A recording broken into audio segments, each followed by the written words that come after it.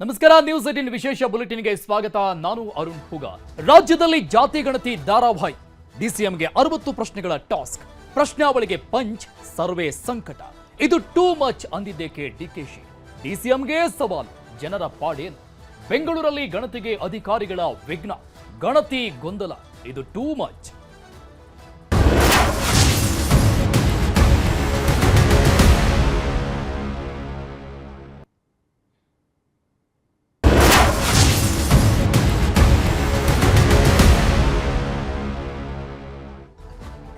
ಸಾಮಾಜಿಕ ಶೈಕ್ಷಣಿಕ ಸಮೀಕ್ಷೆ ಹೆಸರಲ್ಲಿ ನಡೀತಾ ಇರುವ ಜಾತಿ ಗಣತಿ ಆರಂಭ ಆದಾಗಿಂದಲೂ ಒಂದಲ್ಲ ಒಂದು ಗೊಂದಲ ಸೃಷ್ಟಿಯಾಗುತ್ತಲೇ ಇದೆ. ವಿಪಕ್ಷಗಳ ವಿರೋಧ ಚರ್ಚೆ ಮಧ್ಯೆ ಸಮೀಕ್ಷೆ ಈಗಾಗಲೇ ಮುಕ್ಕಾಲು ಭಾಗ ಮುಗಿದಿದೆ. ಈ ನಡುವೆ ಡಿಸಿಎಂ ಡಿಕೆ ಶಿವಕುಮಾರ್ ಸಮೀಕ್ಷೆಯ ವೈಖರಿ ಬಗ್ಗೆ ಪ್ರಶ್ನೆ ಎತ್ತಿದ್ದಾರೆ. ಮತ್ತೊಂದೆಡೆ ಬೆಂಗಳೂರಲ್ಲಿ ಇವತ್ತಿನಿಂದ ಸಮೀಕ್ಷೆ ಶುರುವಾಗಿದ್ದು ಅವಾಂತರಗಳ ಗೂಡಾಗಿದ್ದು ಹೈ ಡ್ರಾಮಾವೇ ಸೃಷ್ಟಿಯಾಗಿದೆ.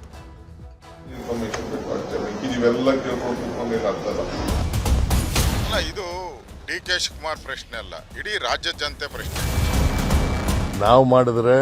ನಾವು ಮಾಡ್ತಾ ಇರೋದು ಜಾತಿ ಗಣತಿ ಅಲ್ಲ, socio economic and educational survey. ಜಾತಿ ಸಮೀಕ್ಷೆ ಕಾಂಗ್ರೆಸ್ ಹೈಕಮಾಂಡ್ನ ಮಹತ್ವಾಕಾಂಕ್ಷಿ ಯೋಜನೆಗಳಲ್ಲೊಂದು. ಲೋಕಸಭೆ ಚುನಾವಣೆ ಪ್ರಣಾಳಿಕೆಯಲ್ಲೂ ಇದೇ ಪ್ರಮುಖವಾಗಿತ್ತು. ಅದರಂತೆ ರಾಜ್ಯದಲ್ಲಿ ಸಾಮಾಜಿಕ ಶೈಕ್ಷಣಿಕ ಸಮೀಕ್ಷೆ ಹೆಸರಲ್ಲಿ ಜಾತಿಗಣತಿ ನಡೆಸಲಾಗ್ತಿದೆ. ಹಲವು ಗೊಂದಲ, ಸಂಘರ್ಷ, ಹೋರಾಟದ ಬಳಿಕ ಸಮೀಕ್ಷೆ ಶುರುವಾಗಿ ಮುಕ್ಕಾಲು ಭಾಗ ಮುಗಿಯುವ ಹಂತಕ್ಕೆ ಬಂದಿದೆ. ಬೆಂಗಳೂರಿನಲ್ಲಿ ಇವತ್ತಿನಿಂದ ಸಮೀಕ್ಷೆ ಆರಂಭವಾಗಿದ್ದು ಸದಾಶಿವನಗರದ ಡಿಕೆಶಿ ನಿವಾಸಕ್ಕೆ ಸಮೀಕ್ಷೆಗೆ ಅಂತ ತಂಡ ತೆರಳಿತ್ತು. ಈ ವೇಳೆ ಡಿಕೆಶಿ ಹೇಳಿರೋ ಮಾತುಗಳು ಕಾಂಗ್ರೆಸ್ ನಾಯಕರ ಗೊಂದಲ ಮತ್ತು ಇಬ್ಬಗೆ ನೀತಿಗೆ ಹಿಡಿದ ಕೈಗನ್ನಡಿಯಾಗಿತ್ತು.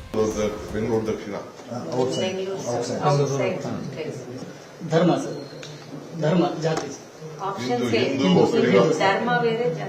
ನಿಮ್ಮ ಕುಟುಂಬದ ಕುಲ ಕಸುಬು ಯಾವುದು ಸರ್? ವ್ಯವಸಾಯ. ವೈಯಕ್ತಿಕ ವಾರ್ಷಿಕ ಆದಾಯ ಸರ್? ಆಪ್ಷನ್ ಆಗಿದೆ ಸರ್. 20,000ರಿಂದ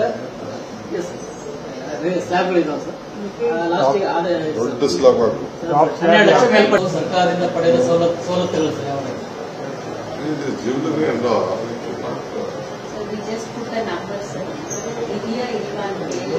ಪರ್ಸನಲ್ ಡೀಟೇಲ್ ಹೋಗ್ಬಾರ್ದು. ನನಗೆ ಇಷ್ಟೊತ್ತು ಮಾಡಿದ್ರೆ ಬೇರೆ ಎಷ್ಟು ಮಾಡ್ತೀವಿ. ಜನಸಂಖ್ಯೆ ಕರೆಕ್ಟ್ ಇರಬೇಕು, ನೀವು ಬರ್ಕೋಬೇಕು, ನೀವು ಏನು ಇನ್ಫಾರ್ಮೇಶನ್ ಬೇಕಾಗ್ತದೆ, ನೀವೆಲ್ಲ ಕೇಳ್ಕೊಂಡು ಕೂತ್ಕೊಂಡೇನಾಗ್ತಲ್ಲ. ಹೀಗೆ ಸಮೀಕ್ಷೆ ಕಾರ್ಯವೈಖರಿ ಬಗ್ಗೆ ಸಿಬ್ಬಂದಿ ಎದುರೇ ಡಿಸಿಎಂ ಡಿಕೆಶಿ ಅಸಮಾಧಾನ ವ್ಯಕ್ತಪಡಿಸಿದ್ದಾರೆ. ಹೀಗಾಗಿ ಈ ವಿಚಾರ ಸಾರ್ವಜನಿಕ ಹಾಗೂ ರಾಜಕೀಯ ವಲಯದಲ್ಲಿ ಭಾರೀ ಚರ್ಚೆ ಹುಟ್ಟುಹಾಕಿದೆ. ಸರ್ಕಾರಕ್ಕೆ CM principal, DCM DKShi head master ಇದ್ದಂತೆ. ಆದರೆ ಹೆಡ್ ಮಾಸ್ಟರ್ ಅವರೇ ಜಾತಿ ಸರ್ವೆ ಪ್ರಶ್ನೆಗಳ ಬಗ್ಗೆ ಅಪಸ್ವರ ಎತ್ತಿದ್ದಾರೆ. ಪ್ರಶ್ನೆಗೆ ಅಂಕಿತ ಹಾಕಿದ್ದೂ ಇವರೇ, ಉತ್ತರ ಕೇಳಿ ಅಂದಿದ್ದೂ ಇವರೇ, ಈಗ ಸಮೀಕ್ಷೆಗೆ ಉತ್ತರಿಸಲು ಹಿಂದೇಟು ಹಾಕೋದೂ ಇವರೇ. ಪಕ್ಷದ ಅಧ್ಯಕ್ಷರಾಗಿ ಸಮೀಕ್ಷೆ ಬಗ್ಗೆ ಮೊದಲೇ ತಿಳ್ಕೊಂಡಿರಲಿಲ್ವಾ? ಸಮೀಕ್ಷೆ ಪ್ರಶ್ನೆಗಳನ್ನ ಆರಂಭಕ್ಕೂ ಮೊದಲೇ ಯಾಕೆ ವಿರೋಧಿಸಲಿಲ್ಲ? ಸಾರ್ವಜನಿಕರು, ಶಿಕ್ಷಕರು, ವಿಪಕ್ಷಗಳು ಹೇಳಿದಾಗ ಅರ್ಥ ಆಗಲಿಲ್ವಾ? ಪಕ್ಷದ ಅಧ್ಯಕ್ಷರೇ ಸಂಪೂರ್ಣ ಮಾಹಿತಿ ಹಂಚಿಕೊಳ್ಳಲು ರೆಡಿಯಿಲ್ಲ. ಹಾಗಿದ್ರೆ ಮಂತ್ರಿಗಳು, ಶಾಸಕರು, ಸಂಸದರು, ವಿಪಕ್ಷದವರು ಕೊಡ್ತಾರೆ. ಸಾಮಾನ್ಯ ಜನ ಹೇಗೆ ಮಾಹಿತಿ ಹಂಚಿಕೊಳ್ಳೋಕೆ ಇಷ್ಟಪಡ್ತಾರೆ? ಹಾಗಿದ್ರೆ 420 ಕೋಟಿ ವೆಚ್ಚದ ಜಾತಿ ಸಮೀಕ್ಷೆ ಯಶಸ್ಸು ಕಾಣುತ್ತಾ ಅನ್ನೋ ಪ್ರಶ್ನೆ ಎದ್ದಿದೆ. ಇವತ್ತಿಂದ ಬೆಂಗಳೂರು ನಗರದಲ್ಲಿ ಗ್ರೇಟರ್ ಬೆಂಗಳೂರು ಅಥಾರಿಟಿ ವ್ಯಾಪ್ತಿಯಲ್ಲಿ ನಗರಕ್ಕೆ ಸಂಬಂಧಪಟ್ಟಂತ ಎಲ್ಲ ಮನೆಗಳಲ್ಲಿ ಸಮೀಕ್ಷೆ ಪ್ರಾರಂಭ ಆಗ್ತಾ ಇದೆ. ನನ್ನ ಮನೆಯಲ್ಲೂ ಕೂಡ ಇವತ್ತು ಮಾಡಿದ್ದಾರೆ. ನಾನು ಕೂಡ ಎಲ್ಲ ಮಾಹಿತಿಯನ್ನ ಕೊಟ್ಟಿದ್ದೇನೆ. ನಾನು ಹಳ್ಳಿಯಿಂದ ಬಂದು ಇಲ್ಲಿ ವಾಸ ಇದ್ರೂ ಕೂಡ ಎಲ್ಲ ಮಾಹಿತಿಯನ್ನ ಕೊಟ್ಟಿದ್ದೇನೆ. ಎಲ್ಲ ತೆಗೆದುಕೊಂಡಿದ್ದಾರೆ. ಸೊ ನಾನು ಎಲ್ಲ ಸಾರ್ವಜನಿಕರಿಗೆ ಮನವಿ ಮಾಡೋದು, ದಯವಿಟ್ಟು ತಾಳ್ಮೆಯಿಂದ ನಿಮ್ಮ ಮಾಹಿತಿಯನ್ನ ಒದಗಿಸ್ಕೊಟ್ರೆ ಮುಂದಿನ ಪೀಳಿಗೆಗೆ, ಸಮಾಜಕ್ಕೆ, ಎಲ್ಲ ವರ್ಗದವ್ರಿಗೂ ನ್ಯಾಯ ಕೊಟ್ಟಂಗಾಗ್ತದೆ. ಸಮೀಕ್ಷೆ ಕಾರ್ಯವೈಖರಿ ಬಗ್ಗೆ ಡಿಕೆ ಶಿವಕುಮಾರ್ ಅಸಮಾಧಾನ ವ್ಯಕ್ತಪಡಿಸುತ್ತಿದ್ದಂತೆ ವಿಪಕ್ಷ ನಾಯಕ ಆರ್ ಅಶೋಕ್ ಕೂಡ ಈ ಬಗ್ಗೆ ಪ್ರತಿಕ್ರಿಯಿಸಿದ್ದಾರೆ. ಎಸ್ಎಸ್ಎಲ್ಸಿಯಲ್ಲೂ ಇಷ್ಟು ಪ್ರಶ್ನೆ ಇರಲ್ಲ. ಆಯೋಗದವರು ಮಾನ ಮರ್ಯಾದೆ ಇಟ್ಕೊಂಡು ಪ್ರಶ್ನೆ ಸಿದ್ಧಪಡಿಸಬೇಕು. ಡಿಕೆ ಶಿವಕುಮಾರ್ಗೆ ಪ್ರಶ್ನೆಗಳಿಗೆ ಉತ್ತರಿಸೋಕಾಗಲ್ಲ ಅಂದ್ರೆ ಹಳ್ಳಿಯಲ್ಲಿರೋ ಕೂಲಿಕಾರರಿಗೆ ಇಷ್ಟು ಪ್ರಶ್ನೆ ಕೇಳಿದ್ರೆ ಹೇಗೆ? ಇದು ಸಿದ್ದರಾಮಯ್ಯ ಧಮಕಿ ಹಾಕಿ ಮಾಡಿಸ್ತಿರೋ ಸಮೀಕ್ಷೆ ಅಂತ ಕಿಡಿಕಾರಿದ್ರು. ಹಳ್ಳಿಯಲ್ಲಿರೋ ಕೂಲಿ ಮಾಡೋನಿಗೆ ನೀನು 60 ಪ್ರಶ್ನೆ ಹಾಕಿದ್ರೆ ಅವನೇನು ಕೇಳ್ತಾನೆ? ಡಿ ಕೆ ಶಿವಕುಮಾರ್ಗೆ ಆನ್ಸರ್ ಮಾಡೋಕ್ಕಾಗಲ್ಲ ಅಂದರೆ ಈ ರಾಜ್ಯದ ಮುಖ್ಯಮಂತ್ರಿ ಭಾಳ ಅದೇನೋ ಟ್ಯಾಲೆಂಟೆಡ್ಡು ಎಲ್ಲ ನೋಡಿರೋವಂಥವ್ರು, ಇನ್ಕಮ್ ಟ್ಯಾಕ್ಸು ಎಲ್ಲ ನೋಡಿರೋರಿಗೆ ಆಗಲ್ಲ ಅಂತ ಹೇಳಿದ್ರೆ ಇನ್ನು ಸಾಮಾನ್ಯ ಹಳ್ಳಿಯಲ್ಲಿರುವಂಥ ಬಡವನಿಗೆ ಇದಕ್ಕೆ ಉತ್ತರ ಕೊಡೋಕ್ಕಾಗುತ್ತಾ? ನೋಡಿ, ಕೆಲವರಂತೂ ನಾನು ಅಥೆಂಟಿಕ್ಕಾಗಿ ನಿಮಗೆ ಮುಂದೆ ಇನ್ನೊಂದು 2 ದಿನದಲ್ಲಿ ನಾನು ಫೋನ್ ನಂಬರು ಅವ್ರ ಮನೆ ನಂಬರ್ ಎಲ್ಲ ಕೊಡ್ತೀನಿ. ಅಲ್ಲಿ ಹೋಗೇ ಇಲ್ಲ, ಅಲ್ಲಿ ಮನೇಲಿ ಹೋಗ್ಬಿಟ್ಟು ಅಲ್ಲಿ ಮನೆ ಕೆಲಸದವ್ರು ಇರ್ತಾರಲ್ಲ ಅವ್ರ ಕೈಲಿ ಮಾಹಿತಿ ತೊಗೊಂಡು ಬಂದ್ಬಿಟ್ಟವ್ರು. ಮನೆ ಕೆಲಸದವ್ರು ನಾನು ಫೋನ್ ನಂಬರು ಮನೆ ಅಡ್ರೆಸ್ಸು ಎಲ್ಲ ಕೊಡ್ತೀನಿ. ಅಂದರೆ ಈ ಸಮೀಕ್ಷೆ ಹೆಂಗೆ ಮಾಡ್ತಾರೆ ಅಂತ ಅರ್ಥ ಆಯ್ತಲ್ಲ. ಇದು ಧಮ್ಕಿ ಹಾಕಿ ಸಿದ್ದರಾಮಯ್ಯ ಮಾಡ್ತಾ ಇರೋ ಸಮೀಕ್ಷೆ. ಅವ್ರೇನು ಹೇಳಿದ್ರು 15 ದಿನದಲ್ಲಿ ಮಾಡಿಸ್ಬಿಡ್ತೀನಿ ಅಂದರು. ಇವಾಗ ಹೇಳ್ತಾರೆ ಎಕ್ಸ್ಟೆಂಡ್ ಮಾಡ್ತೀನಿ ಅಂತ. ನಾಚಿಕೆ ಆಗಲ್ವ ಸರ್ಕಾರಕ್ಕೆ? ನಾಚಿಕೆ ಆಗಲ್ವಲ್ರಿ ಸರ್ಕಾರಕ್ಕೆ? ಯಾಕೆ ಹೇಳಿದ್ರೆ 15 ದಿನ? ಜ್ಞಾನ ಬೇಕಲ್ಲ ನಿಮ್ಗೆ ಹೇಳಕ್ಕೆ ಮುಂಚೆ? 15 ದಿನ ಅಂತ ಹೇಳಕ್ಕೆ ಜ್ಞಾನ ಬೇಕಲ್ಲ? ಇಡೀ ರಾಜ್ಯದ ಜನ ಹೇಳ್ತಾ ಇದ್ರು ಇದಾಗಲ್ಲ, ಇದನ್ನೊಂದು 6 ತಿಂಗಳು ಮಾಡಿ ಅಂದರೆ ಕೊಡಲ್ಲ ಸಮೀಕ್ಷೆ. 15 ದಿನ ಅಂದರು. ಈಗೇನಾಯಿತು 15 ದಿನ? ಬೆಂಗಳೂರಲ್ಲಿ ಗೊಂದಲದ ಗೂಡಾದ ಜಾತಿ ಸಮೀಕ್ಷೆ. ಮೊದಲ ದಿನವೇ ಸರ್ವೆಗೆ 108 ವಿಘ್ನ. ರಾಜ್ಯಾದ್ಯಂತ ಜಾತಿಗಣತಿ ಸಮೀಕ್ಷೆ ನಡೆಯುತ್ತಿದ್ರೂ ಬೆಂಗಳೂರಲ್ಲಿ ಮಾತ್ರ ಸಾಮಾಜಿಕ ಶೈಕ್ಷಣಿಕ ಸಮೀಕ್ಷೆ ಆರಂಭ ಆಗಿರಲಿಲ್ಲ. ಸಿಬ್ಬಂದಿ ಕೊರತೆ ಹಿನ್ನೆಲೆಯಲ್ಲಿ ಇಂದಿನಿಂದ ಸಮೀಕ್ಷೆ ಶುರುವಾಗಿದೆ. ಆರಂಭಗೊಂಡ ಮೊದಲ ದಿನವೇ ನಗರದಲ್ಲಿ ಸಮೀಕ್ಷೆ ಪೂರ್ಣ ಪ್ರಮಾಣದಲ್ಲಿ ನಡೆದಿಲ್ಲ. ಕೆಲವು ಕಡೆಗಳಲ್ಲಿ ಮಾತ್ರ ಯಶಸ್ವಿಯಾಗಿ ನಡೆದಿದ್ದು, ಬಹುತೇಕ ಕಡೆಗಳಲ್ಲಿ ತಾಂತ್ರಿಕ ಸಮಸ್ಯೆ ಎದುರಾಗಿದೆ.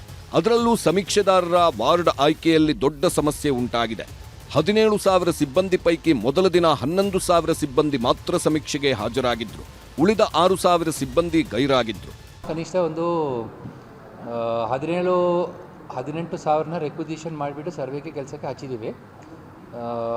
ಬಹುತೇಕ ಈಗಾಗಲೇ ನಮ್ಮ ಜನರು ಸರ್ವೆಗೆ ಈಗ ಫೀಲ್ಡಿಗೆ ಹೋಗಿದ್ದಾರೆ. ಫಸ್ಟ್ ಡೇ ಮತ್ತು ಸೆಕೆಂಡ್ ಡೇನಲ್ಲಿ ಎಲ್ಲೆಲ್ಲಿ ಸಮಸ್ಯೆಗಳು ಬರುತ್ತದೆ ಅದನ್ನು ನಿವಾರಣೆ ಮಾಡಲೇಬೇಕಾಗ್ತದೆ. ಯಾಕಂತ ಹೇಳಿದರೆ ಇಷ್ಟು ದೊಡ್ಡ ಪ್ರಮಾಣದಲ್ಲಿ ಜನರು ಸರ್ವೆಗೆ ಹೋಗುವಾಗ ಕೆಲವು ಇನಿಷಿಯಲ್ ಇಶ್ಯೂಸ್ ಖಂಡಿತ ಬರುತ್ತದೆ. ಕೆಲವು ಜನರಿಗೆ ನಮಗೆ ಮಾಹಿತಿ ಬಂದ ಪ್ರಕಾರ ಸ್ವಲ್ಪ ಆ್ಯಪ್ ಇದು ಸರಿಯಾಗಿ ಕೆಲಸ ಮಾಡ್ತಿಲ್ಲ, ಕೆಲವು ಫೋನ್ಗಳು they are not working or compatible, ಆ ಥರ ಒಂದು ಸ್ವಲ್ಪ ಚಿಕ್ಕ ಪುಟ್ಟ ಸಮಸ್ಯೆ ಖಂಡಿತ ಬರ್ತದೆ. ಮತ್ತು ಅಲೋಕೇಶನ್ನಲ್ಲಿಯೂ ಸಹ ಕೆಲವು ಜಾಗದಲ್ಲಿ ಜಾಸ್ತಿ, ಕೆಲವು ಜಾಗದಲ್ಲಿ ಜನರು ಎಕ್ಸಾಮ್ಷನ್ ಕೇಳ್ತಾ ಇದ್ದಾರೆ, ಆ ಥರ ಸುದ್ದಿ ಬಂದಿದೆ. ಇದು ಎಲ್ಲ ಇಷ್ಟು ದೊಡ್ಡ ಪ್ರಮಾಣದಲ್ಲಿ ನಾವು ಸರ್ವೆ ಮಾಡುವಾಗ ಈ ಸಮಸ್ಯೆಗಳು ಖಂಡಿತ ನಾವು ಆ್ಯಂಟಿಸಿಪೇಟ್ ಮಾಡಿಟ್ಟಿದ್ದೀವಿ. ಸ್ಟ್ರೋಕ್, ಹಾರ್ಟ್ ಪೇಷಂಟ್, ವಿಶೇಷ ಚೇತನರು, ಬಾಣಂತಿಯರು ಹಲವು ಕಾರಣ ನೀಡಿ ವಿನಾಯಿತಿ ನೀಡುವಂತೆ ಕೇಳಿದ್ರು. ಸಮೀಕ್ಷೆದಾರರ ಮನವಿ ತಿರಸ್ಕರಿಸಿರುವ ಪಾಲಿಕೆ ಅಧಿಕಾರಿಗಳು ಹಾಜರಾಗದಿದ್ದರೆ ಎಫ್ಐಆರ್ ಅಥವಾ ಸಸ್ಪೆಂಡ್ ಬೆದರಿಕೆ ಹಾಕಿದ್ದಾರಂತೆ. 1 ವರ್ಷದ ಒಳಗಿನ ಮಗು ಇದೆ, 11 ತಿಂಗಳು ಮಗು ಇದೆ ನನಗೆ. ಹಂಗಾಗಿ ಡ್ಯೂಟಿ ಕ್ಯಾನ್ಸಲ್ ಮಾಡಿ ಅಂತೇಳಿ ಮೊನ್ನೆ 29ನೇ ತಾರೀಕೆ ಲೆಟ್ರ್ ಕೊಟ್ಟಿದ್ದೆ. ಬಟ್ ಇವತ್ತು ಆಗಲೇ ನನಗೆ ಮತ್ತೆ ವಾರ್ಡ್ ಅಲರ್ಟ್ ಮಾಡಿ ಸುಮಾರು 35 ಕಿಲೋಮೀಟರ್ ಆಗುತ್ತೆ ನಮ್ಮ ಮನೆಯಿಂದ, ಅಲ್ಲಿಗೆ ನನಗೆ ಡ್ಯೂಟಿಗೆ ಹಾಕಿದ್ದಾರೆ ಸರ್. ಅದಕ್ಕೋಸ್ಕರ ಇವತ್ತು ಕ್ಯಾನ್ಸಲೇಷನ್ಗೋಸ್ಕರ ಬಂದಿದ್ದೀನಿ. ಜಸ್ಟ್ ಇವತ್ತು ಲೆಟ್ರ್ ಇಸ್ಕೊಂಡ್ರಷ್ಟೇನೆ. ನಮ್ಗಿಲ್ಲೊಂದು ರಿಸೀವ್ಡ್ ಕಾಪಿಗೂ ಸೈನ್ ಹಾಕಿನೂ ಸಹ ಕೊಡ್ತಾ ಇಲ್ಲ ಸರ್. ನಮಗೇನು ರೆಫರೆನ್ಸಿಗೆ ಏನೂ ಇಲ್ಲ, ಜಸ್ಟ್ ಈಸ್ಕೊಂಡ್ರಷ್ಟೇನೆ. ಕ್ಯಾನ್ಸಲ್ ಆಗುತ್ತೆ ಇಲ್ಲ ಅನ್ನೋದು ಗೊತ್ತಿಲ್ಲ. ಮಾತೆತ್ತಿದ್ರೆ ಯಾರನ್ನು ಕೇಳಿದ್ರು ಸಸ್ಪೆಂಡ್ ಮಾಡ್ತೀವಿ, FIR ಹಾಕ್ತೀವಿ ಇದನ್ನೇ ಹೇಳ್ತಾರೆ ಹೊರತು ಅಟ್ಲೀಸ್ಟ್ ನಮ್ಗೆ ಎಕ್ಸಾಮ್ಷನ್ ಇರೋರಿಗೆ ಕೊಡಿ ಅಂತ ನಾವು ಕೇಳ್ತಾ ಇದೀವಿ ಅಷ್ಟೇನೆ. ನನಗೆ ಬ್ರೈನ್ ಸ್ಟ್ರೋಕ್ ಆಗಿದೆ. ಇದು ಎಡಭಾಗ ಎಡಗೈ ಎಡಗಾಲು ಇದು ಏನಪ್ಪ ಎಳ್ದಾಡ್ಕೊಂಡು ತಿರುಗಾಡಬೇಕು, ಮತ್ತು ಸ್ಟೆಪ್ಸ್ ಹತ್ತಕ್ಕಾಗಲ್ಲ, ಇಳಿಯೋಕ್ಕಾಗಲ್ಲ ಸರ್. ಹೈ BP ಇಂದ ಅವಾಗವಾಗ ಬೀಳ್ತಾ ಇರ್ತೀನಿ, ಫ್ರ್ಯಾಕ್ಚರ್ ಮಾಡ್ಕೋತಾ ಇರ್ತೀನಿ. ಈಗ ನೋಡಿ, ಈಗ ಬಲಗೈ ಹೆಬ್ಬೆರಳು ಇದು ಮಧ್ಯದ ಬೆರಳು ಫ್ರ್ಯಾಕ್ಚರ್ ಆಗಿದೆ ಸರ್. ಅದು ಹೀಗೆ ಯಾವಾಗ ಒಂದು ಸಣ್ಣ ಪುಟ್ಟದ್ದು ಕಲ್ಲು ಸಿಕ್ಕಿದ್ರು ಬಿದ್ದೋಗ್ತೀನಿ, ಆ ಪರಿಸ್ಥಿತಿ ಇದೀನಿ ನಾನು. ನಾನು ಎಕ್ಸಾಮ್ಷನ್ಗೆ 3 ಡೇಸ್ ಮುಂಚೆನೇ ಲೆಟ್ರ್ ಕೊಟ್ಟಿದ್ದೆ, ಯಾವುದು ಬಂದಿಲ್ಲ ಸರ್ ನನಗೆ. ಈಗ ಎಲ್ಲಿಗೆ ಹಾಕಿದ್ದಾರೆ ನಿಮ್ಮನ್ನ? ನನ್ನ ಗಿರಿನಗರ ಹಾಕಿದ್ದಾರೆ. ಅದೇ ಮಾಡಕ್ಕೆ ಸ್ಟೆಪ್ಸ್ ಹತ್ತಕ್ಕಾಗಲ್ಲ ಸರ್, ಅವಾಗವಾಗ ತಲೆ ಸುತ್ತ ಬೀಳ್ತಾ ಇರ್ತೀನಿ. ಸಮೀಕ್ಷಾದಾರರ ವಾರ್ಡ್ ಅದಲು ಬದಲು. ಸಮೀಕ್ಷಾದಾರರಿಗೆ ಮೊದಲೇ 10 ವಾರ್ಡ್ ಆಯ್ದುಕೊಳ್ಳುವ ಅವಕಾಶ ನೀಡಲಾಗಿತ್ತು. ಆದರೆ ರಾತ್ರೋರಾತ್ರಿ ವಾರ್ಡ್ ಅದಲು ಬದಲು ಮಾಡಲಾಗಿದೆ. ಹೀಗಾಗಿ ಪಾಲಿಕೆ ನಡೆ ಸಮೀಕ್ಷೆದಾರರ ಅಸಮಾಧಾನಕ್ಕೆ ಕಾರಣವಾಗಿದೆ. 30-40 ಕಿಲೋಮೀಟರ್ ದೂರದ ವಾರ್ಡ್ಗಳಲ್ಲಿ ಸಮೀಕ್ಷೆಗೆ ನಿಯೋಜಿಸಲಾಗಿದೆ. ಅಷ್ಟು ದೂರ ತೆರಳಿ ಸಮೀಕ್ಷೆ ನಡೆಸಲು ಸಿಬ್ಬಂದಿ ನೋ ಅಂತಿದ್ದಾರೆ. ಇದೇ ವಿಚಾರಕ್ಕೆ ಮಲ್ಲೇಶ್ವರಂನ ಪಾಲಿಕೆ ಕಚೇರಿಯಲ್ಲಿ ಅಧಿಕಾರಿಗಳು ಹಾಗೂ ಸಿಬ್ಬಂದಿ ಮಧ್ಯೆ ವಾಗ್ವಾದ ನಡೆಯಿತು. ನಾವು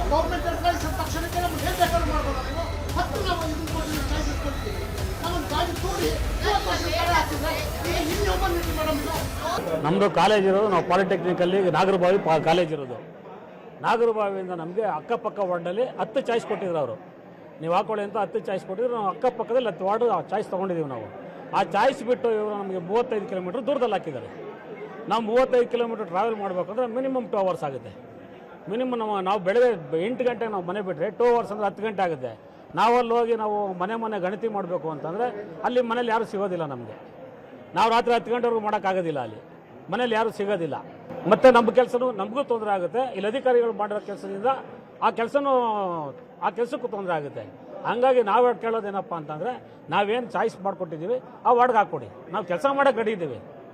ಸರ್ಕಾರಿ ಕೆಲಸ ನಾವು ಯಾವತ್ತೂ ಹಿಂಜರಿಯೋದಿಲ್ಲ. ಕೆಲಸ ಮಾಡೋಕ್ಕೆ ರೆಡಿ ಇದ್ದೀವಿ. ನಾವು ಅಕ್ಕಪಕ್ಕ ವಾರ್ಡ್ಗೆ ಹಾಕ್ಕೊಡಿ. ದಯವಿಟ್ಟು ಇದನ್ನು ಸಂಬಂಧಪಟ್ಟ ಅಧಿಕಾರಿಗಳು ಪ್ರತಿಯೊಬ್ಬರೂ ಆ ಗಣನೆಗೆ ತಗೊಂಡು ನಮ್ಮನ್ನು ಅಕ್ಕಪಕ್ಕ ವಾರ್ಡ್ಗೆ ಹಾಕ್ಕೊಡಿ. ಇವತ್ತೇನು ಸರ್ಕಾರ ಕೈಗೊಂಡಿರುವಂತಹ ಸಾಮಾಜಿಕ ಮತ್ತು ಶೈಕ್ಷಣಿಕ ಗಣತಿಯಲ್ಲಿ ರಾಜ್ಯದಲ್ಲಿ ಎಲ್ಲಿಲ್ಲದಂತೆ ಏನು ಬೆಂಗಳೂರು ನಗರದಲ್ಲಿ ವ್ಯಾಪ್ತಿ ಮಾಡುವಂತಹ ಸುಮಾರು 350 ಜನ ವಿಕಲಚೇತನರು ತಾವು ನೋಡಬಹುದು.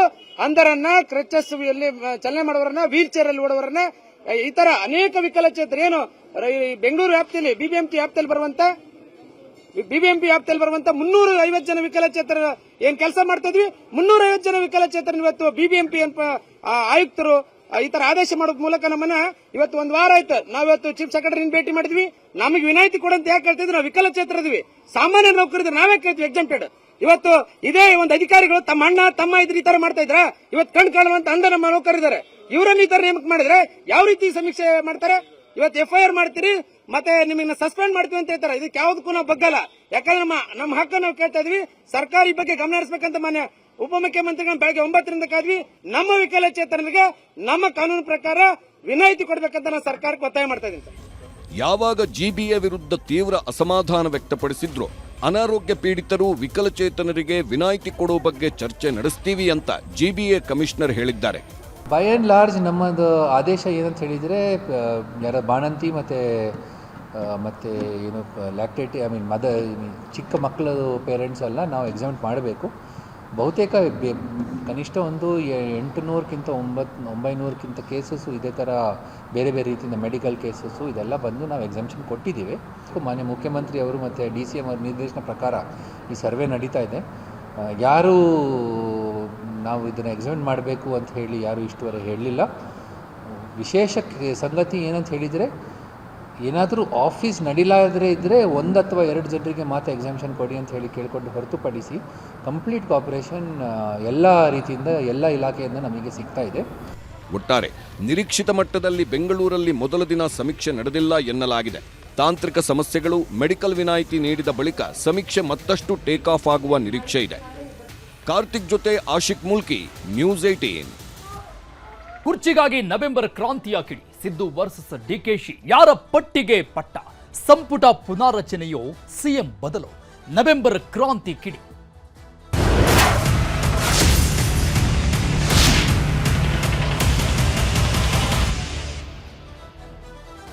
ಈಗ ನವೆಂಬರ್ ಕ್ರಾಂತಿ ವಿಚಾರ ಮುನ್ನೆಲೆಗೆ ಬಂದಿದೆ. ಇದಕ್ಕಿಂತ ಮೊದಲಿಗೆ ಸೆಪ್ಟೆಂಬರ್ ಕ್ರಾಂತಿ ವಿಚಾರ ಮುನ್ನೆಲೆಯಲ್ಲಿ ಇತ್ತು. KN ರಾಜಣ್ಣನವರು ಹೊತ್ತಿಸಿದ್ದಂತಹ ಆ ಒಂದು ಕಿಡಿ ದೊಡ್ಡ ಮಟ್ಟದಲ್ಲಿ ವ್ಯಾಪಿಸಿ ಅದೆಲ್ಲವೂ ಕೂಡ ಈಗ ತಣ್ಣಗಾಗಿದೆ. ಬಟ್ ಈಗ ಮತ್ತೆ ಮುನ್ನೆಲೆಗೆ ಬಂದಿರುವಂಥದ್ದು ನವೆಂಬರ್ ಕ್ರಾಂತಿ ಅನ್ನೋದು. ರಾಜ್ಯ ಕಾಂಗ್ರೆಸ್ನಲ್ಲಿ ನವೆಂಬರ್ ಕುರ್ಚಿ ಕ್ರಾಂತಿ ಸ್ಫೋಟ ಆಗಿದೆ. ಈಗಾಗಲೇ ಬಣಗಳ ಮಧ್ಯದಲ್ಲಿ ಶುರುವಾಗಿರುವಂತಹ ಪರ ವಿರೋಧದ ಚರ್ಚೆ ದೊಡ್ಡ ಮಟ್ಟದಲ್ಲಿ ನಡೀತಾ ಇದೆ. ಬಣಗಳ ಮಧ್ಯೆ 2 ಬಣ, ಒಂದು DK ಶಿವಕುಮಾರ್, ಮತ್ತೊಂದು CM ಸಿದ್ದರಾಮಯ್ಯನವರ ಬಣ. ಗೊತ್ತಿರುವಂತ ವಿಚಾರ. ಹೈಕಮಾಂಡ್ ಎಚ್ಚರಿಕೆ ಇದೆ. ಎಚ್ಚರಕ್ಕೂ ಆಪ್ತ ಬಣಗಳು ಡೋಂಟ್ ಕೇರ್ ಅಂತಿದ್ದಾವೆ. ಸಂಪುಟ ಪುನಾರಚನೆಯೋ ಅಥವಾ CM ಬದಲಾವಣೆನೋ ಅನ್ನುವಂತ ಚರ್ಚೆ ಸದ್ಯಕ್ಕೆ ದೊಡ್ಡ ಮಟ್ಟದಲ್ಲಿ ಆಗ್ತಾ ಇದೆ. ನವೆಂಬರ್ ವೇಳೆಗೆ 2ರಲ್ಲಿ ಒಂದು ಆಗಬೇಕು, ಒಂದು ಫಿಕ್ಸ್ ಆಗಲೇಬೇಕಾದಂತಹ ಅನಿವಾರ್ಯತೆ ಸೃಷ್ಟಿಯಾಗಿದೆ ಕಾಂಗ್ರೆಸ್ನಲ್ಲಿ. ಸಾಧಕ ಬಾಧಕಗಳನ್ನ ಕಾಂಗ್ರೆಸ್ನ ವರಿಷ್ಠರು ಹೈಕಮಾಂಡ್ ಅವಲೋಕನ ಮಾಡ್ತಾ ಇದೆ. ರಾಜ್ಯ ಕಾಂಗ್ರೆಸ್ನಲ್ಲಿ ಈಗ ನವೆಂಬರ್ ಕುರ್ಚಿ ಕ್ರಾಂತಿ ಸ್ಫೋಟ ಆಗಿದೆ. ಈ ಬಗ್ಗೆ ಒಂದಿಷ್ಟು ನಾಯಕರುಗಳು ಹೇಳಿಕೆಗಳನ್ನು ಕೊಡ್ತಾ ಇದ್ದಾರೆ. ಈ ಬಗ್ಗೆ ಸಿದ್ದರಾಮಯ್ಯನವರ ಲೆಕ್ಕಾಚಾರ ಏನು? ಪೂರ್ಣಾವಧಿಗೆ ನಾನೇ CM ಅಂತ ಹೇಳ್ತಾ ಇದ್ದಾರೆ CM. ಇನ್ನುಳಿದ 2.5 ವರ್ಷ ಏನಿದೆ ಅದನ್ನು ಕೂಡ ಪೂರ್ಣಗೊಳಿಸ್ತೀನಿ ಎನ್ನುವ ವಿಶ್ವಾಸವನ್ನು ವ್ಯಕ್ತಪಡಿಸಿದ್ರು. ಆದರೂ ಕೂಡ ಹೈಕಮಾಂಡ್ ಏನ್ ನಿರ್ಧಾರ ತೆಗೆದುಕೊಳ್ಳುತ್ತೆ ಅದಕ್ಕೆ ಬದ್ಧ ಅನ್ನುವಂಥ ಮಾತುಗಳನ್ನು ಹೇಳ್ತಾ ಇದ್ದಾರೆ. ಕುರ್ಚಿ ಬಿಡಲು ಸೂಚಿಸಿದ್ರೆ ಒಪ್ತಾರ ಹಾಗಾದ್ರೆ ಸಿದ್ದರಾಮಯ್ಯನವರು ಅನ್ನೋ ಪ್ರಶ್ನೆ ಇದೆ. ಸಂಪುಟ ಪುನಾರಚನೆ ಮಾಡಿ ಕುರ್ಚಿ ಸೇಫ್ ಮಾಡಿಕೊಡ್ತಾರಾ? ಕುರ್ಚಿಯನ್ನ ಸೇಫ್ ಮಾಡಿಕೊಳ್ಳೋದಕ್ಕೆ ಸಂಪುಟವನ್ನ ರೀಶಫಲ್ ಮಾಡ್ತಾರ. ಆಪ್ತರ ಮೂಲಕವಾಗಿ ಹೈಕಮಾಂಡ್ಗೂ ಕೂಡ ಸಂದೇಶಗಳನ್ನ ಮೇಲಿಂದ ಮೇಲೆ ಸಿಎಂ ಕಳಿಸ್ತಾನೆ ಇದ್ದಾರೆ. ಈ ಮೂಲಕವಾಗಿ ಪೂರ್ಣಾವಧಿಗೆ ನಾನೇ ಸಿಎಂ ಆಗಿರ್ತೀನಿ, ಐ ಹೋಪ್ ಸೋ ಅಂತ ಮೊನ್ನೆ ಮೈಸೂರಲ್ಲಿ ಮಾತನಾಡಿದ್ರು ಸಿಎಂ ಸಿದ್ದರಾಮಯ್ಯ. ಈ ಮೂಲಕವಾಗಿ ಪೂರ್ಣಾವಧಿ ಅಂದ್ರೆ 5 ವರ್ಷಗಳ ಕಾಲ ನಾನೇ ರಾಜ್ಯದ ಸಿಎಂ ಆಗಿರ್ತೀನಿ, ನೋ ಡೌಟ್ ಅಂತ ಹೇಳಿದ್ರು. ಬಟ್ ಅವರು ಅಡ್ಡಗೋಡೆ ಮೇಲೆ ದೀಪ ಇಟ್ಟಂತ ರೀತಿಯಲ್ಲಿ ಕೊಟ್ಟಂತ ಆ ಒಂದು ಹೇಳಿಕೆ ಐ ಹೋಪ್ ಸೋ ಅನ್ನೋದು ಈಗ ಸದ್ಯಕ್ಕೆ ಇರುವಂತಹ ಮತ್ತೊಂದು ಚರ್ಚೆಯ ವಿಷಯ ಆಗಿದೆ.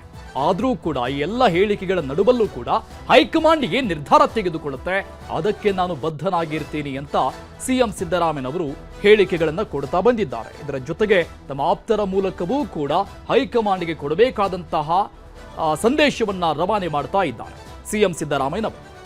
ಮತ್ತೊಂದು ಕಡೆ ಡಿ ಕೆ ಶಿವಕುಮಾರ್ ಅವರಿಗಿರುವಂತಹ ಒತ್ತಡ ಏನು? ತನುಮನ ಧನ ಅರ್ಪಿಸಿ ಪಕ್ಷ ಸಂಘಟನೆ ಮಾಡಿದ್ದೇನೆ ಅಂತ ಮೇಲಿನ ಮೇಲೆ ಹೇಳ್ತಾ ಇದ್ರು ಡಿ ಕೆ ಶಿ. ನನ್ನ ಶ್ರಮಕ್ಕೂ ಪ್ರತಿಫಲ ಸಿಗಬೇಕು, ಅವಕಾಶ ಕೊಡಿ ಅನ್ನುವಂಥ ಪಟ್ಟನ್ನ ಹಿಡಿಯೋದು.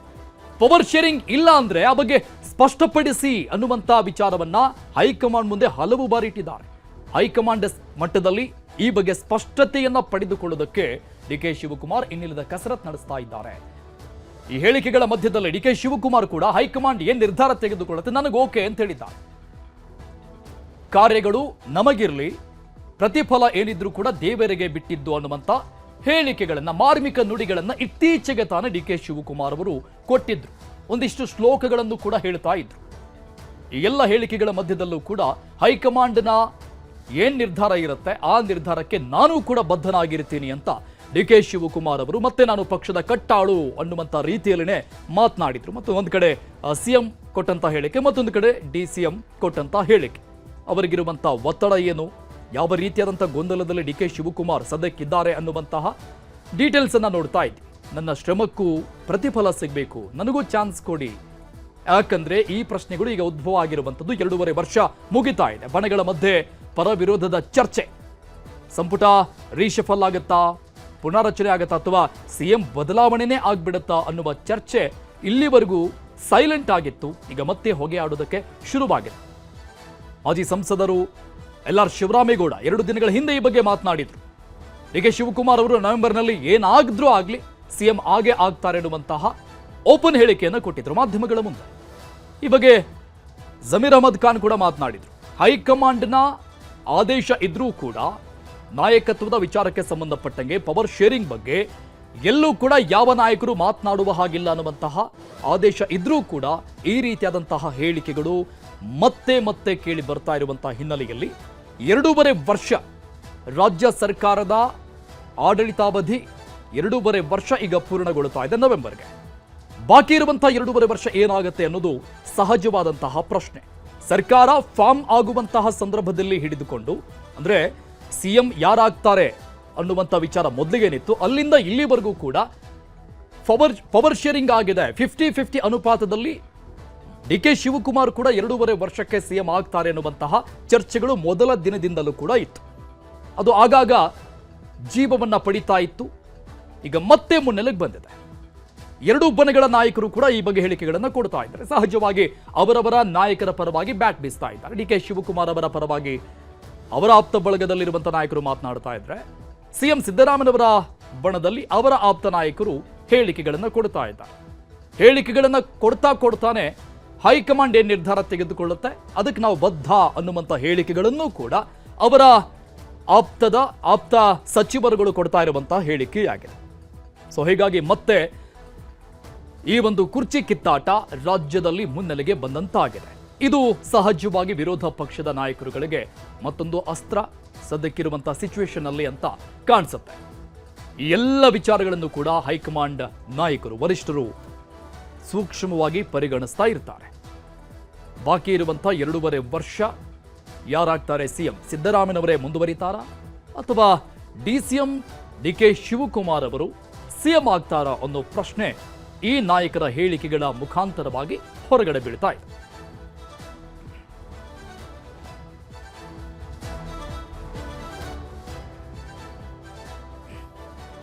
ನವೆಂಬರ್ ಕ್ರಾಂತಿ ವಿಚಾರಕ್ಕೆ ಸಂಬಂಧಪಟ್ಟಂಗೆ ಸಚಿವರುಗಳು, ನಾಯಕರುಗಳು ಏನ್ ಹೇಳಿದ್ರು ನೋಡೋಣ.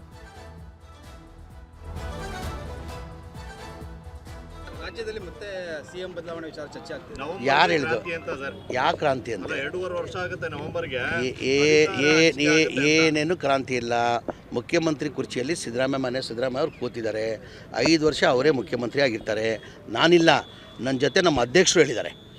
ಸನ್ಮಾನ್ಯ DK ಶಿವಕುಮಾರ್ ಅವರು ಮೊನ್ನೆ ಮಾಧ್ಯಮದಲ್ಲಿ ಮಾತಾಡಿ ಮಾಧ್ಯಮ ಮುಖಾಂತರ DK ಶಿವಕುಮಾರ್ ಅವರು ಹೇಳಿದ್ದಾರೆ. ಏನಕ್ಕೆ ಮೊನ್ನೆ ಮುಖ್ಯಮಂತ್ರಿಗಳು ಮೈಸೂರಲ್ಲಿ ಹೇಳಿಕೆ ಕೊಟ್ಟಿದ್ದರು, ಈ ಥರ 5 ವರ್ಷ ನಾನೇ ಮುಖ್ಯಮಂತ್ರಿ ಆಗಿರ್ತೀನಿ ಅಂತ ಹೇಳಲಿಕ್ಕೆ. ಮೊನ್ನೆ DK ಶಿವಕುಮಾರ್ ನಮ್ಮ ಪಕ್ಷದ ಅಧ್ಯಕ್ಷರು, ನಮ್ಮ ನಾಯಕರು, ಅವರು ಹೇಳಿಕೆನ ಕೊಟ್ಟಿದ್ದಾರೆ. ಸಿದ್ದರಾಮಯ್ಯ ಹೇಳ್ತಾ ಇರೋದು ಸರಿ. ಈಗ ನಮ್ಮ ಪಕ್ಷ ಹೈಕಮಾಂಡ್ ಪಕ್ಷ, ತೀರ್ಮಾನ ಮಾಡಬೇಕಾಗಿರೋದು ಯಾವುದು? ಹೈಕಮಾಂಡ್ ಮಾಡಬೇಕಾಗಿರೋದು. ನಾವೆಲ್ಲ ಹೈಕಮಾಂಡ್ ತೀರ್ಮಾನಕ್ಕೆ ನಾವೆಲ್ಲ ಬದ್ಧ. ನಾವು ಹೈಕಮಾಂಡ್ ಗೆರೆ ಹಾಕಿದ್ದು ನಾವು ಯಾರೂ ಗೆರೆ ದಾಟಲ್ಲ. ಎಲ್ಲ ಅವ್ರವ್ರ ಫಾಲೋವರ್ಸ್ಗೆ ಅವ್ರವ್ರಿಗೆ ಆಸೆ ಇರ್ತದೆ, ಮುಖ್ಯಮಂತ್ರಿ ಆಗಬೇಕಿಲ್ಲ ಅಂತ ಇಲ್ಲ, ಇರ್ತದೆ. ಈಗ ಮನೆ ಅಧ್ಯಕ್ಷನೇ ಅಂದ್ಬಿಟ್ರಲ್ಲ, ಅಧ್ಯಕ್ಷ ಆದಮೇಲೆ ಬೇರೆ ಮಾತೇ ಇಲ್ಲಲ್ಲ. ಯಾರ ಬಗ್ಗೆನೂ ಮಾತಾಡ್ಕೊಡ್ದು. ಅಧ್ಯಕ್ಷರು ನೋಟಿಸ್ ಕೊಟ್ಟವ್ರೆ, AICC ಅವ್ರು ಹೇಳವ್ರೆ ಯಾರಿಗೂ ಮಾತಾಡೋ ಬೇಕಿಲ್ಲ ಅಂತ. ಅದಕ್ಕೆ CM DCM AICC ಅವರು ತೀರ್ಮಾನ ತಗೋತಾರೆ. ನನಗೆ ಇನ್ನೊಬ್ಬರಿಗೆ ಇದರಲ್ಲಿ ಮುಗ್ ತೋರಿಸೋ ಅವಶ್ಯಕತೆ ಇಲ್ಲ. ಈಗ ನಾನು ಯಾಕೆ ಮಾತಾಡ್ತೀರಾ ಅಂತ ಕೇಳಕ್ಕೆ ನನಗೆ ಸರ್ಕಾರ ಪಕ್ಷ ಅಧಿಕಾರ ಕೊಟ್ಟಿಲ್ಲ ನನಗೆ, ಅದರಿಂದ ನಾನು ಅವ್ರ ಬಗ್ಗೆ ಮಾತಾಡಕ್ಕೆ ಹೋಗಲ್ಲ. ರಾಜ್ಯದ ಜನರು ಕಾಂಗ್ರೆಸ್ ಸರ್ಕಾರ 5 ವರ್ಷ ಇರಬೇಕು ಅಂತ ಆಶೀರ್ವಾದ ಮಾಡಿದ್ದಾರೆ. ಆಯ್ಕೆಯಾದ ಶಾಸಕರು ಶಾಸಕಾಂಗದ ಪಕ್ಷದಲ್ಲಿ ಹೈಕಮಾಂಡ್ನ ಒಂದು ಅಬ್ಸರ್ವರ್ ನೇತೃತ್ವದಲ್ಲಿ ಸಿದ್ದರಾಮಯ್ಯನವರು ಶಾಸಕಾಂಗದ ಪಕ್ಷದ ನಾಯಕರಾಗಿ ಆಯ್ಕೆ ಮಾಡಿ ಮುಖ್ಯಮಂತ್ರಿ ಆಗಿದ್ದಾರೆ. ನಮಗೆ ಒಂದು ಹೈಕಮಾಂಡ್ ಅಂತ ಇದೆ. ಹೈಕಮಾಂಡ್ ಯಾವ್ಯಾವ ಕಾಲದಲ್ಲಿ ಏನು ತೀರ್ಮಾನ ಮಾಡ್ತಾರೆ ಅದೇ ಅಂತಿಮ ಆಗುತ್ತೆ. ಮುಖ್ಯಮಂತ್ರಿಗಳು ಕೂಡ ಅದನ್ನೇ ಹೇಳಿದ್ದಾರೆ. ಈಗ ಅವರು ಮುಖ್ಯಮಂತ್ರಿ ಆಗಿದ್ದಾರೆ, ಮುಖ್ಯಮಂತ್ರಿಯಾಗಿ ಮುಂದುವರಿತಾರೆ. ಯಾವ ಸಂದರ್ಭದಲ್ಲಿ ಯಾವ ರಾಜಕೀಯ ತೀರ್ಮಾನ ಮಾಡಬೇಕು ಅನ್ನಿಸ್ತದೋ ಆವಾಗ ಹೈಕಮಾಂಡ್ ಮಾಡ್ತಾರೆ. ಅನವಶ್ಯಕವಾಗಿ ಮಾತಾಡಬೇಕಂತ ಅಗತ್ಯ ಇಲ್ಲ. ಇಲ್ಲಿವರೆಗೂ ಇದ್ದಂಥ ಸೆಪ್ಟೆಂಬರ್ ಕ್ರಾಂತಿ ವಿಚಾರ ಈಗಾಗಲೇ ತಣ್ಣಗಾಗಿ ಹೋಯಿತು. KN ರಾಜಣ್ಣರವರು ಕೊಟ್ಟಂತಹ ಹೇಳಿಕೆ ವಿಚಾರ ಅದೆಲ್ಲವೂ ಕೂಡ ಮುಗಿದೋದಂಥ ಅಧ್ಯಾಯ ಆಯಿತು. ಆ ಒಂದು ವಿಚಾರವನ್ನು ಹಿಡ್ಕೊಂಡು ವಿಪಕ್ಷದ ನಾಯಕರು ಅಶೋಕ್ ಆದಿಯಾಗಿ ಪ್ರತಿಯೊಬ್ಬರು ಕೂಡ ಸೆಪ್ಟೆಂಬರ್ನಲ್ಲಿ ಏನೋ ಒಂದು ಆಗತ್ತೆ 100% ಅನ್ನುವಂಥ ರೀತಿಯಲ್ಲಿ ವಾಗ್ದಾಳಿಗಳನ್ನು ನಡೆಸ್ತಾ ಇದ್ರು, ಸರ್ಕಾರದ ಕಾಲೆಳಿತಾ ಇದ್ರು. ಈಗ ಮತ್ತೆಂದು ವಿಚಾರ ಮುನ್ನೆಲೆಗೆ ಬಂದಿರುವಂಥದ್ದು ನವೆಂಬರ್ ಕ್ರಾಂತಿ. ಯಾಕಂದ್ರೆ ರಾಜ್ಯ ಸರ್ಕಾರದ ಆಡಳಿತಾವಧಿ 2.5 ವರ್ಷ ಪೂರ್ಣಗೊಳಿಸ್ತಾ ಇದೆ. CM ಸಿದ್ದರಾಮಯ್ಯನವರು ಮುಖ್ಯಮಂತ್ರಿಗಳಾಗಿ 2.5 ವರ್ಷ ಈ ತಿಂಗಳಿಗೆ, ನವೆಂಬರ್ ತಿಂಗಳಿಗೆ. ಸೊ ಬಾಕಿ ಇರುವಂತಹ 2.5 ವರ್ಷದ ಅವಧಿಗೆ DCM DK ಶಿವಕುಮಾರ್ CM ಆಗ್ತಾರೆ ಅನ್ನುವಂಥ ವಿಚಾರ ಸಹಜವಾಗಿ ಈಗ ಮುನ್ನೆಲೆಗೆ ಬಂದಿದೆ. ಈ ಬಗ್ಗೆ ಹೈಕಮಾಂಡ್ ಏನ್ ನಿರ್ಧಾರ ತೆಗೆದುಕೊಳ್ಳುತ್ತೆ, ಮತ್ತೆ ಈ ಹೇಳಿಕೆಗಳನ್ನು ಕೊಡ್ತಾ ಇರುವಂತಹ ನಾಯಕರುಗಳಿಗೆ ಬಾಯಿಗೆ ಬೀಗ ಹಾಕುತ್ತಾ ಹೈಕಮಾಂಡ್ ಅನ್ನುವಂಥದ್ದನ್ನ ಕಾದ್ ನೋಡೋಣ. ಇದಿಷ್ಟು ಇದುವರೆಗಿನ ಪ್ರಮುಖ ಸುದ್ದಿ. ನೋಡ್ತಾರೆ ನ್ಯೂಸ್ 18 ಕನ್ನಡ. ಜಾಲ ನಮ್ಮದು, ಬಲ ನಿಮ್ಮದು.